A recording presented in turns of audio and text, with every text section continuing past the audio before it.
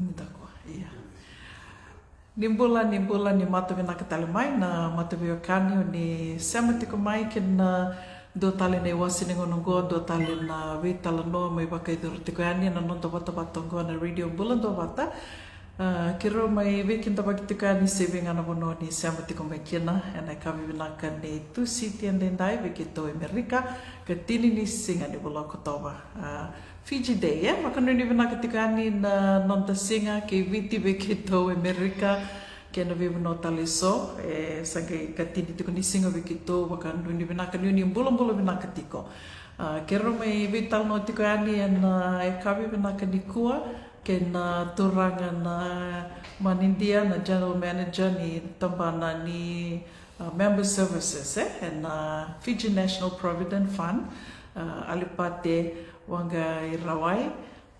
ka ngole mai na kena mai garamtiko na singa ke viti kena mai maro tiko na singa ke viti sana Fiji Day ana moni madawa da sige vakananda ko ngango ve kito e California ka kito bakobini benaka bakalevu na radio bulan do bata ni rawa ni kiro mai vital no ayani na ka vini kua ka kilani bunga beka ve kemni ni sena tiko bengano ni baktataro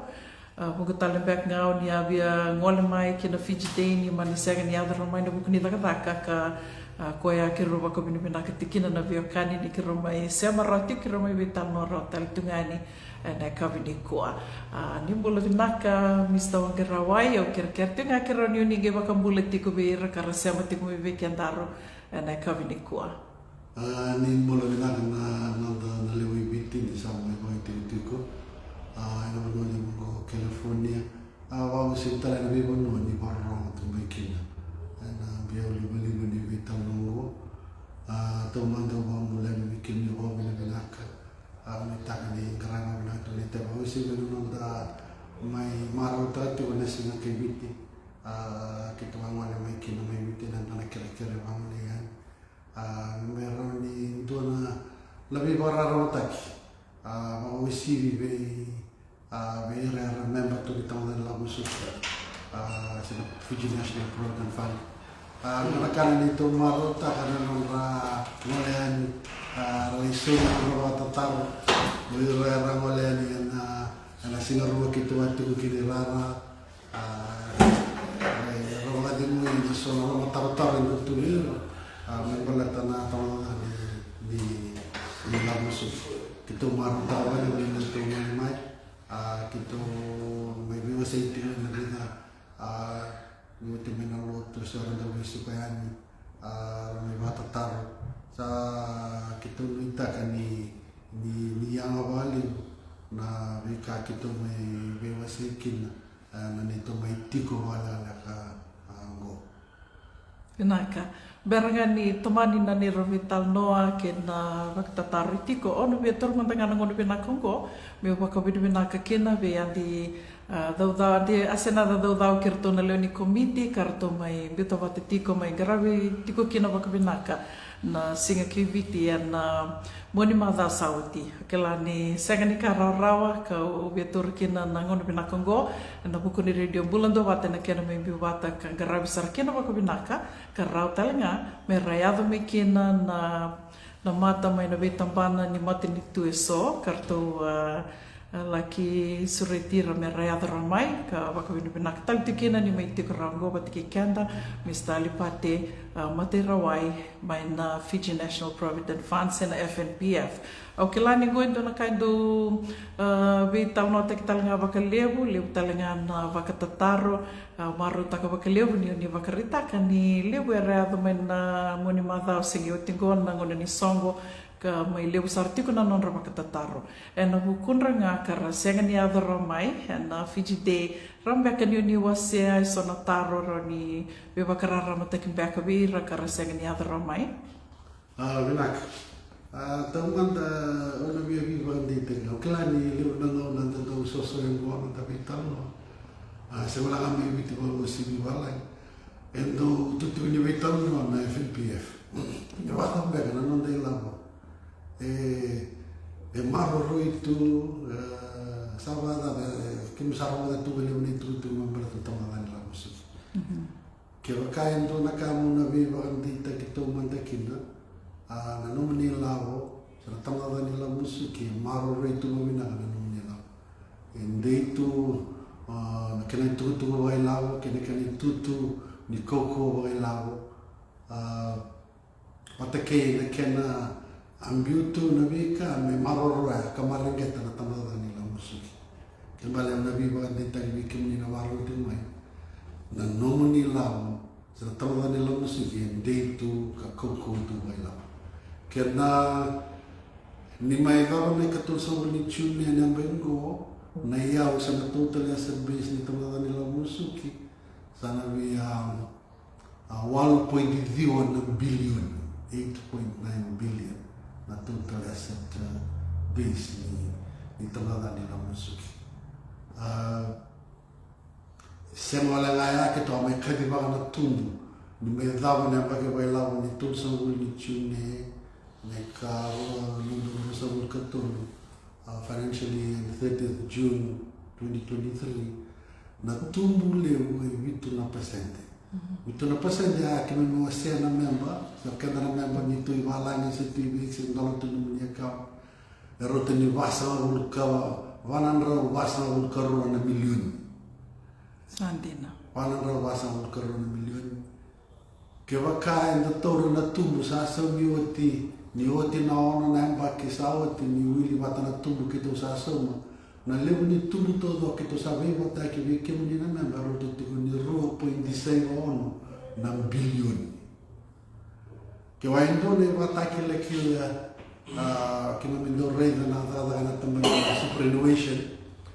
ne bata ki le kina mi ki la bata ma tidi bina tiko na fansa sa kindo rei na tumbu kindo kadiba Bartana libungan itumbu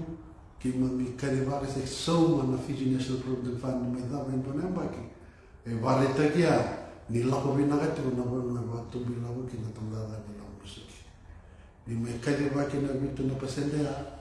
ni vendo teita ka te ke na tumbu ke va le invita no me la ben dona bange me inviti me dona ambaki ko ele bundondo ko soma ti ko ya roto tu ni ro po di lima na pasente e o che ho invita a una commercial banks e na lei mo na 2%. Che balle ne ho fatto tu votana sa tu sarenda che non tu li tomna la musu. Koya na viva salta che ndoviado che to mitani che to lome e sana ni dono ni maro ri la vina che na le viti. O si be che sa dolo to nda ka me vata na tomna la musu. Ana ni to asala che to viva ungeti. Vi muni tomana tu muni bathuri la muni tamu la musuki sa tu ne wale ni bengara ni takawakina sa tunggu ena ni model li basa donia sa tu talanga le wale ni bengara na digital platforms na my FM PFM me barorota na ni takawa na ni vital no sa ni susu ana tamada ni la musuki totoka wakoti sa tosti ngana vital noa bikim ni na bita tipu mai wakatataru tiku mai sana taronga tali tengani na taronga e tomani tengala vital noa itu e taru tiku mengo voluntarily assistance around in the joint talikina what are the requirements around in dona kana vi wakarara mata kana tikinoya Vinak taruh ya, na voluntary memberships na okoya na rongani dua duru ke rumah ni amba kiorno, kena ala kena lima sama kawa. Kena balik ke main dua sedih duru ro. Na voluntary membership sini dua na namba mai viti, sangkai duru okoya na rongani duru main na ala kena lima sama kawa. Ia mai viti ke bayan dua member tu di tamatan di la musuki saat kabo tu nanti dengan ngono sama gilim sa kalima mai tosu tu kena na dada o kenda keda na member su di weekend den dona ngono me dur talikina rauni dur tal ana kai so mi mai na 10% mai wana tu kini dada o 1% mai weekend Ya Vitalia man ke samba ki 500 ka kamanta 500 ka ono 500 ka vitu satu roti no ni lavo gai lomana me turtali. Don. Kita sudah kada ando no opportunity no da rienta. Sema da turtali kin. Ya. Ke bakayan na rada tunde ana gai lawo me no ndo musus. Ke mambale ke bausa au torna ke bausa ke daga usah beli misal kali musal na pensil tangan na wasin ngilaw au sa torkel au sa daga tinga aya batarai Tomanda tali tiko. Yang nalau ini yang mana aja pergi usah kali mungkin sa tuduhan mata kawan nanti. Dan bisa di lawan ni FNP nama tu, di konggai lawangan yang bagi kita beda mungkin. Kalau sini torn lawan usah kali man bitu tu raut tu mungkin konggai lawangan yang bagi kita de mungkin. De mungkin. Yang nawasalan tu sini tu mereka orang taruh hati ko. Masalah tu bengaran itu voluntary member kina. No wasal ke pakai tua register takan tono bisnis ni mai biti kali register apa yang iso di kue batai kue me bagai tak tu kan tono sana kayak muslimai no tim na wala pasal kau pengen asal orang tua ke bagai mereka tenisasi biar nana yang berkumpul lah orang di member tadi kena tampilkan di lapus register takan tono bisnis kue batai kue locally registered in Fiji. Kue me teman-teman sana gaya orang musus, teman-teman musus. En vidrende tong beka virna sava green card ser na samai leoni vanua tunde ivalangi se na rautik na vira. Iya. Na eso kelas leona na beso vira ese bula binakan tu na raka tu mai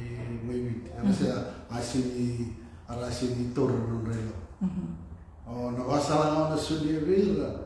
Na usi ke bakai rato soitu na non susu. Marato mana tu na non relo. Batu kilai bida na kisi sandoni. Sto na non rendo tare ke samu bida to na non de non vila. Na non ke tu me kino wa ma vila na non leonila. Era kurbuita kana to dikena tu. Ya sawada mama da ke kamera ngai tomana tali tu ya ni namus. Ke male ke muni na waro tu mini ko na be se urura. Waro tu mai na bata-batango. Ke main tu na wasala na be mandi ta ke mini sender to na nomni lao se tu na nomni account dan dola tu ni wakanya ni na nomni account ni tomana. Balata na wasala na sulia nangong isi makani ni kina na nomni account ana loma ni tini na baki sa ana to kita yo ko na do na ka ko to kai tu na do na ka bata ni sini do na musu na ko ke balbal na basala mela ke ni na sa tu ke ni sa be sento na kani ba ko di ko tam na ba ko tam na la lilai melai tomani ki me ba te ke mo di break ta na cycle ni tina bagi pada mana gaya tosukan ya bikin ni na satu orang nunggu tu ni kan na wasal na ando narone tu bikin ni to mana tu na ni di kulit tu kena ni lawi satu na wata na malekina ni download takan nama FNPFM sarana ni semua mai wandu tu ni account ba Mastercard Visa card direct transfer mai na ni bank account. Sarara na Canada kana na ba kita na mai FM. Sa me wara rota na no ni susumien ibit. Toto ka wakoti oni takani sana matata tiko na weka so mai waka madala tiko ya tali ni darongoda ni sa tiko talangano rito app na My FNPF My FNPF yang non rito app kelanyo ni waka madala tiko ni sarara kina na susumi direct nga me waka enda sa wakila tu sa iwali tu ni nonda soma tu nambili kina weka tali so wekenda na sa tu iwalangi na nomuni wakarita kamayani sarani direct deduction mai na bank account o katalanga kina na bank account yani balangi Donu mina totoka kalau kita lawan dana Nasinya sahabat di wali na wali bolo kita lebih tahu wali tuat Indora dor buka tu memang sebagai waktu tersana nasi baru yang kita kawan ludan sa refleks rumah na kau. Tutok. Ini berbalik rawa sarana na wali ni Susumia. Tutok bagoti. My FNPF ya bakamata tatanganyo ya my FNPF balatani ya talang ito na kami endo bakalati-lati tu na non tentu sasangata kana bi kami witi menda bakambibi bekenda na samay dende tu na non tentu sa songong beka na bank account genda bakasangata leani so na kan tentu sasangata ka sa raw sarangago download ta kana my FNPF na non tentu app ka saraw niyo direct deduction, direct payment, may nanomo Wells Fargo, sen Bank of America, sen Chase, sen bangi da mga enda sa bangi tiko kinay go tubital no tiko mandangan no kunda to na ito kay California, Amerika. Nui takan di sana matata tiko ya, do talen na taro yung ulit tiko menggo. Nimbulan binaka na siya mati kumai kiran yun ingay wasetok ngayani na nonduto patapata nonduto vital noa kito kilani na liu talitungan na bakatataro mo city o sangati kumiun ritatakin na namani taro sa siya niyo ridara kiran yun ingay balatal man tamay kirkere nuitakan di sana matata tiko ya doon na nunggu taro bakadaba ke baka we ke mamina sami tuvango sa songo ke mem satur mainan ni mami labo satur maini labo sarauna green card o bakabo to taro tal tikum bek ngango ba ronina soliva kasama tal tingabi ke menina sarawata tikum mengo na nomini green card sale wer sarawata mainan green card na lottery sara kilawiran irna tur ke mainan ri labo o timba ke vida na embarking ge la komena bakanana no ya meli rambe kanina lindola talento na FNPF account na bakadaba bekana kena ilako Kalau sa sumo ti naman manalawa pa kitu hozi tikina nunu na ala don do zakero ni dentro la bakina sa kawo ti naman ding me durutare na FNPF na bakili bisa kawa balik sa sibiangan yang begini pula saya sineroni dur me volunteer karena salah aku amat alat juga ke maisora biar tak aku bisnis di rumah ibiti salah ngaran yang lain dur talikina ke bakal ngara register tanpa bisnis ragai somir rawat kir membalat nanonra ngela kono mus ina tanggalan FNPF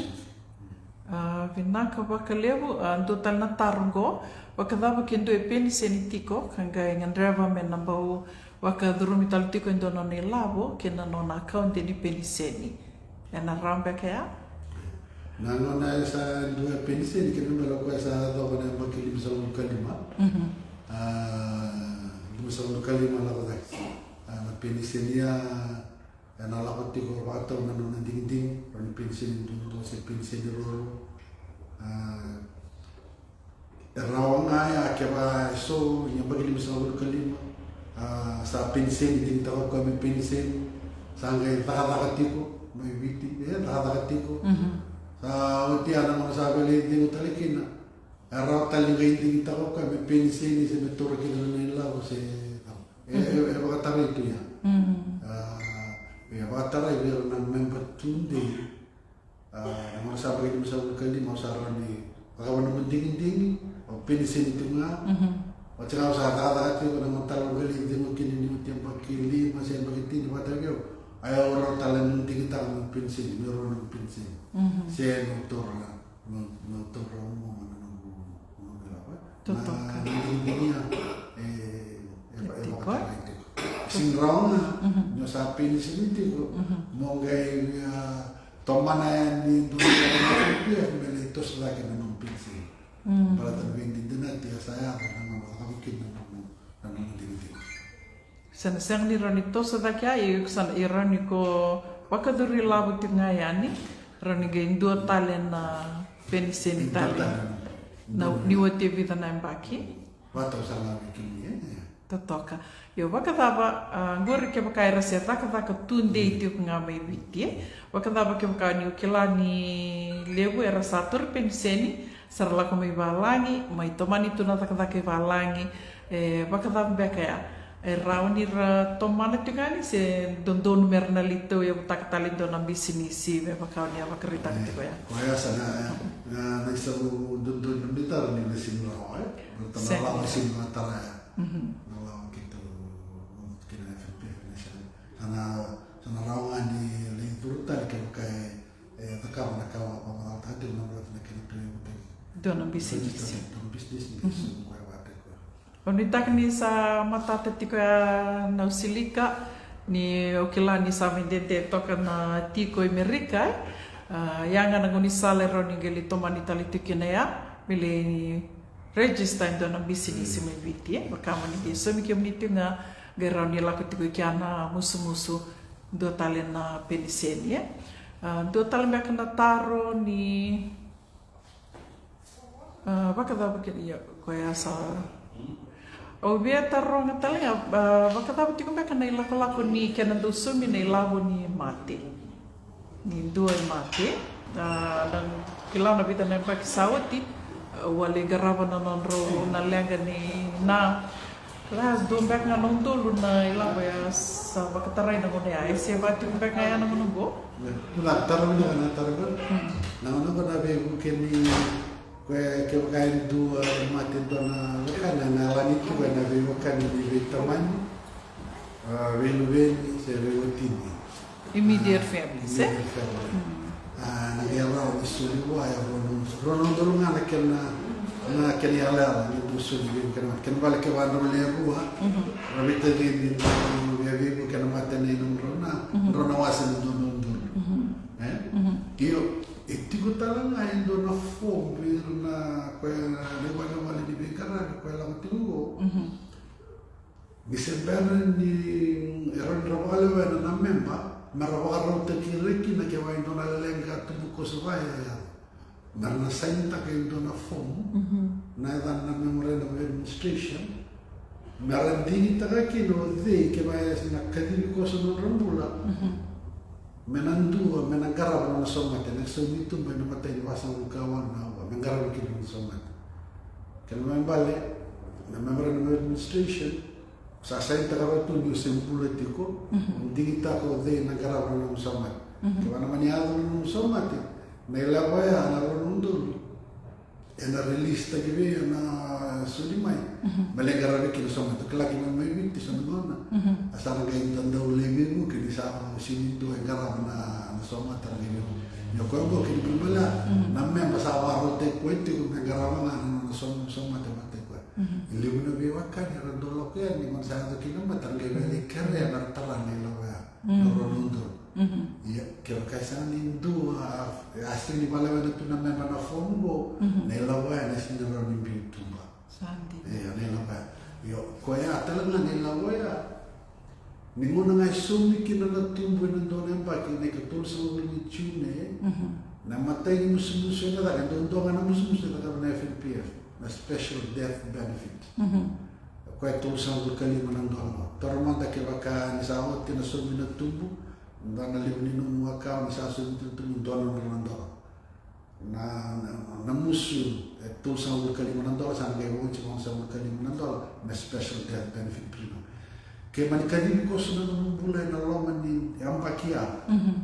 kaya wacho rin na insurance que manikadini ko sa nung bulay FNPF nang tanggaray na nung wakaw nang isumatalan nung wakaw wala nung dulim na raw kaya wala na memorandum of administration kuna famutungtungo na musi mayroon nung dulim na wala nung dulim na raw nalakan sa mat kaya balas na nung wakaw sana kayo wacho kaya nung dulim on sa kalimunan doon. Kaya sa nagkakataw in a nomination form sa na-form di ba katuto o they yung dingita kami sumi narasuliwa na nanumilaw na mga sa mga tikina o they narapatay kina kan balay kami bita na nga ng mga nita Miki muni na account tu sa kambi mi muni update ta na muni nomination. Ni file ta na nomination. Dina. But okilani le udah orang dulu kan. Sarang kali dah tu na mi bani so sin mata tu te boleh tu. Dina. Na kambi mi betul mata ma minaka. Sa nuguta tu tawa mi kini nomor tu mi nama tu tamu. Kesendara nika ronyo ni la na website di download ta na form ke tu tu cuma di download tu mi di website. myfnpf.com. Ni download ta sa na form la. Na wala talangan ni ngara ko antar tu cuma digital ya. May wala talani kere na so nabibu ke na mate na bulli na kawa sana na kawa ay na numaya may wala ta kasi na form na ba binakata karangan yung access ta na nito website download ta may kin na form ya download ta kana form palewena rauni scan upload taliani ya sambu to toka saranga bakanga sa do the kabatu and nabi tambana lili wisonda mai vengaravi tukina Amerika manda ukaya e batali tungaya do ne tuku rong binako ya balete yukilani lebu nakai dando vital nota kan dando wakasa mataka mindando lida kabibiti endo naka uroni kai ni do bakalati lati tu yana ngauna dakambia kabakadava ndrendre o ditale mendana laki mendana vital tarkina sando ni tuk rong binaka ya na nonrito na myfnpf.com se etiko tanga na app etiko na website kina app na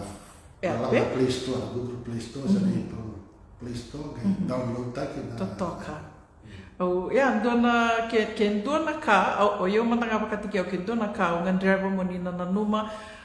mai na vital nongo muni kilati ko yani sati ko na app myfnpf download taka na Google Store se na App Store wakarara tak serangana vitar kirto na kena nonda na download taka na formu bakale formu do na katalingango do kito vital no taka tiko bakale kito do be bakana no mitalitungan kina na radio mulando bata na nonda nomination na vikavaya kenda tundo todo bakawele taka tu bakale ya ya talangaran ni download taka mai na nomuni myfnpf.com app membala titip nga na mati ubi aku tikian daru list talimandanga kina tikino ni wasema ya baleta na kena kain dua kama do yau o se daka tikongo au rawa ni bakalewena na form ni bakarita kama yongorin na talimandanga ni form memorandum of administration form ranyo ni download ta kamay na nomini app ni bakalewena da sembula tikongo rani ko bakalewena mo bolaki na seudei mena solikina ni lavo ke bakamani yava na lenga nangona esa na yava kina lenga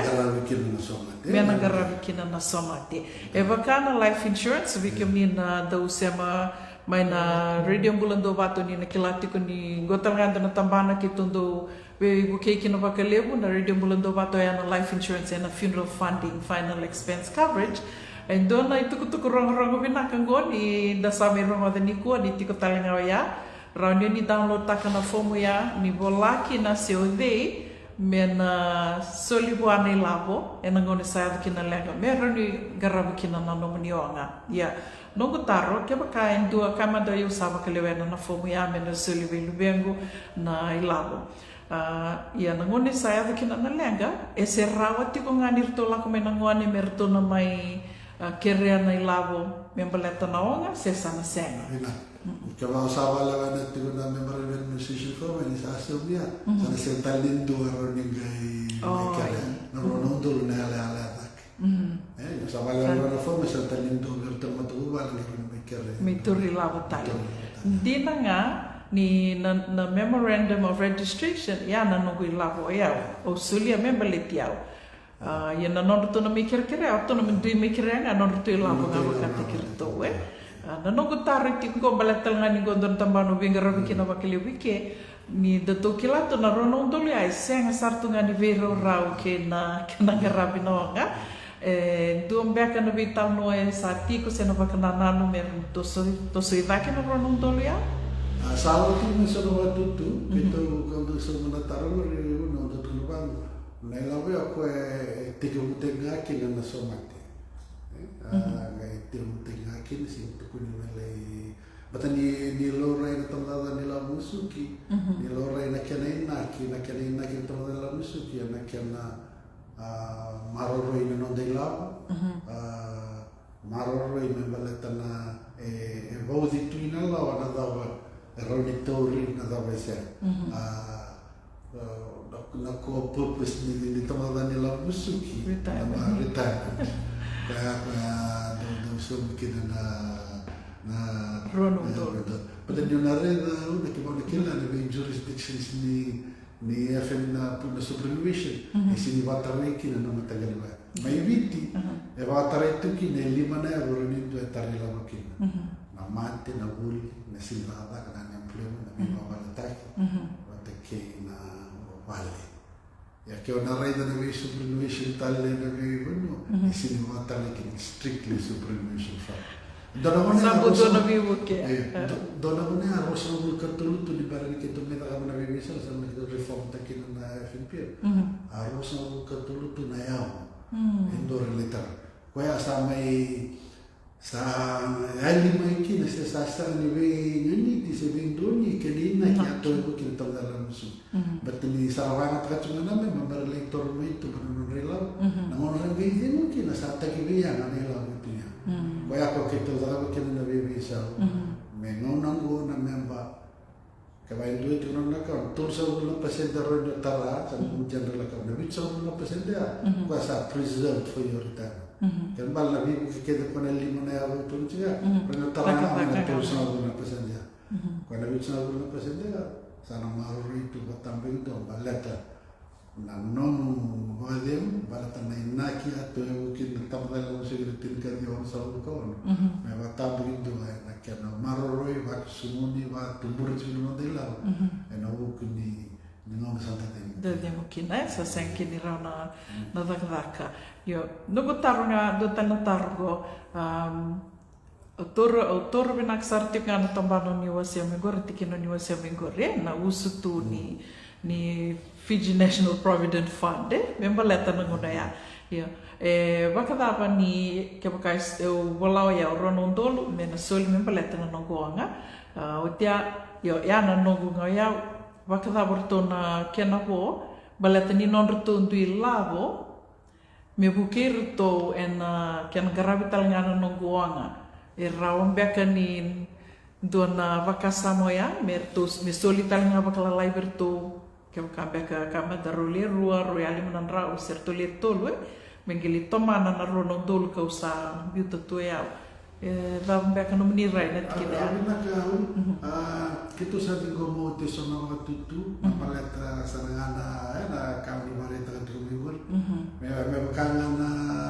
atau dalam musuki ko don te ke vale suena vengo na sin review ta kana na vikae na services ke normal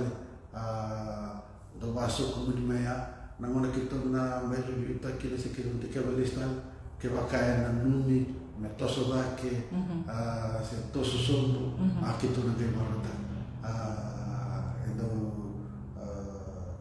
de que vile suena vengo na vika que tu na vika que tu marota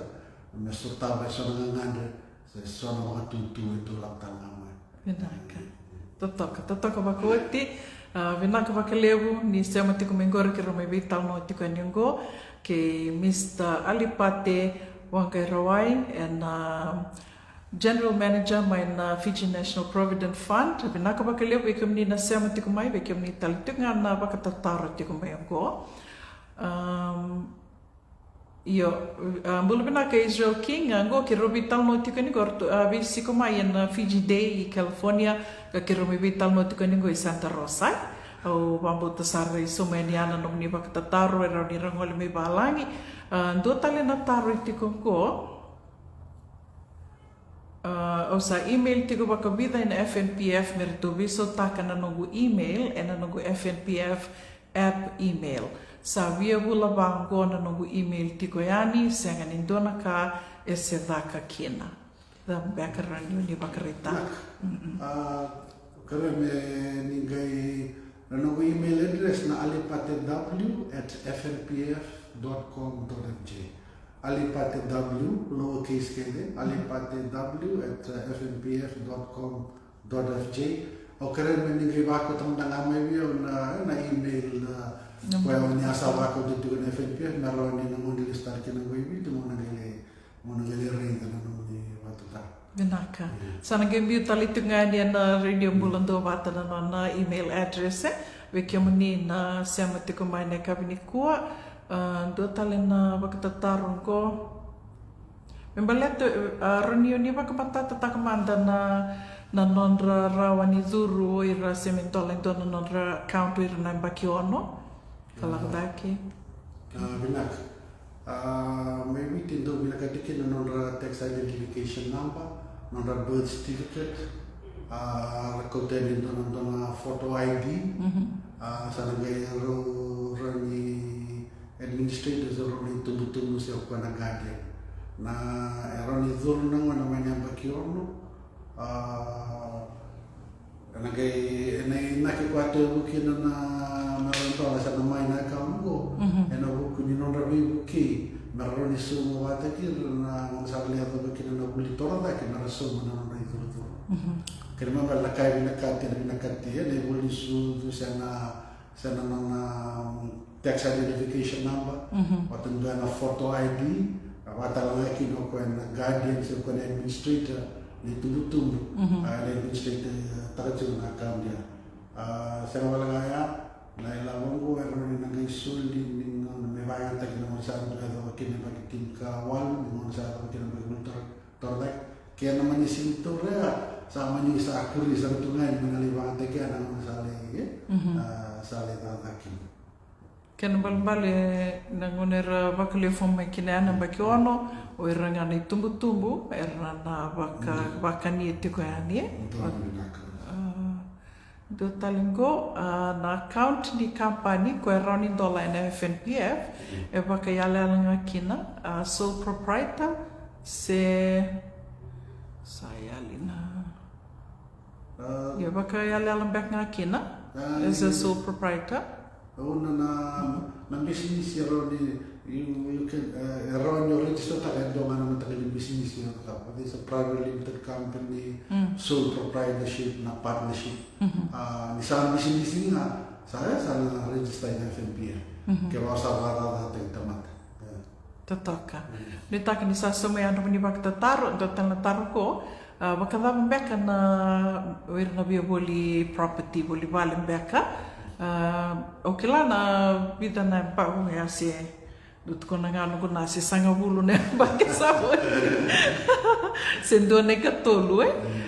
se roni turbe na 1/3 be deposit ni no mo Bolívar taruh na kau na nang ko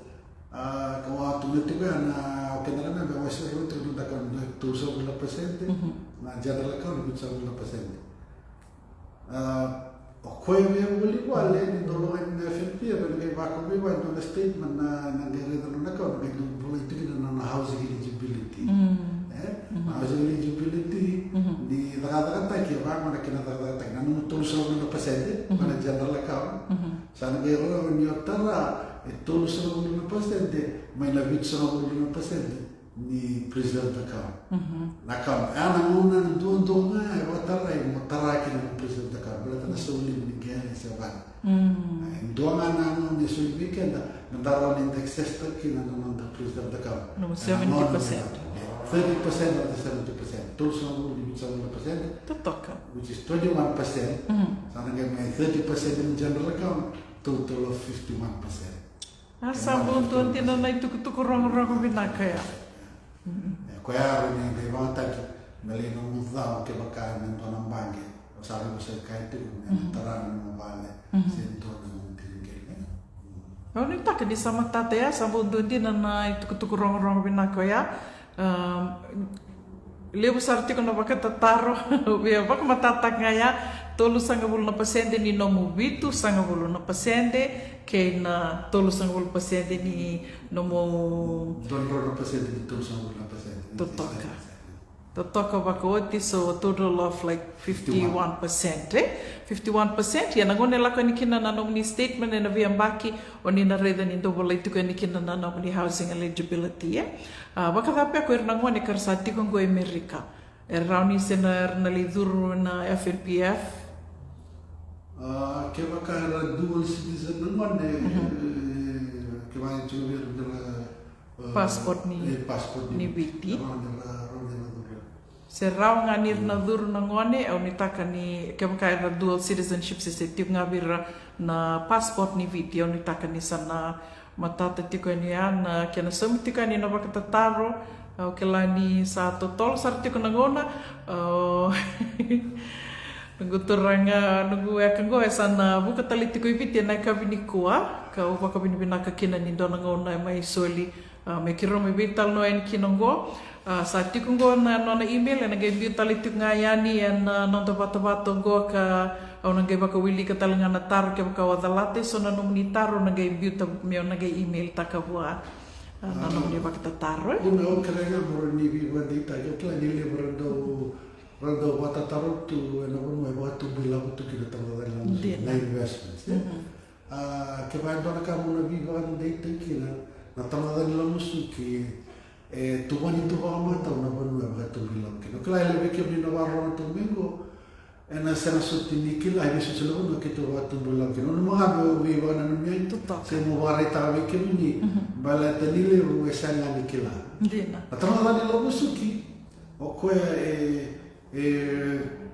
tau kena rotana ni wastu ni go rosalo na commercial properties mai wit orang property kita sangai kita sangai ke bangun kita asal ni na garden city weekend ni nakela garden city merewa na property ni wasi sangai bolinga ni sendar ni ulang mengar mada ruatu sawat kita boleh ni hotel ngama na boleh ni komuni bada na foka na vale no na FNPF Ferencu na foka sangai la mai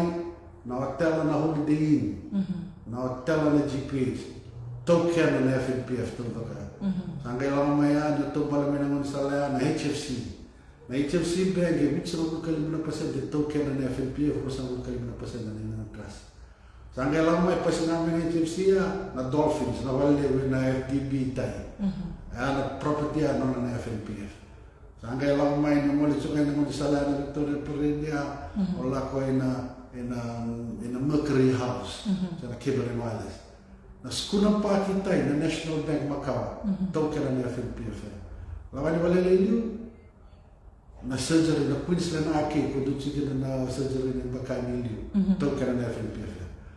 pa siya niya lang na Ngani Law House non na FNPF na tako sa itay na tu kina na pizza kini na kila no na matako si Morris no na FNPF na haba center Morris na tangelawan na Comtap Plaza may daki Bank of Baroda no na market itay na Burns Field na ka kunta kila roli no na FNPF tangelawan daga ni na Vodafone may tamo na building ano na FNPF e mitso mo katul na pasende ni Vodafone ni token na FNPF sandina gay right shareholding in ATH among the telecommunications company o ko na FNPF token na company ni telecommunications na telecommunications company may Cook Islands, may Western Samoa, may Vanuatu, may Kiribati to sa laut Talamingo e Papua New Guinea nambange na BSP group nambange lewun do na Pasifika headquarters chico mai Papua New Guinea na FNPF e kawani karibu ni shareholder lewun do kwa token na kino baliana ni exposure na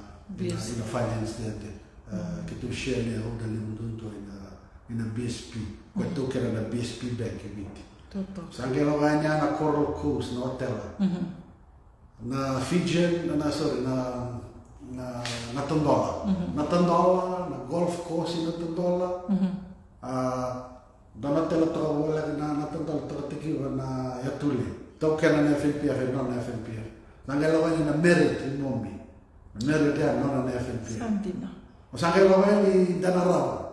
na Westin, na Sheraton, na Golf Coast, kito na lebundo na ngere kito tu kene kan nona na FNPF kene.